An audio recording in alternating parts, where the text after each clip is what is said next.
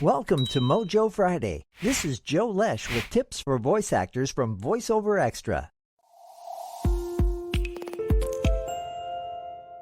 Your money voice represents all that's real and natural about you.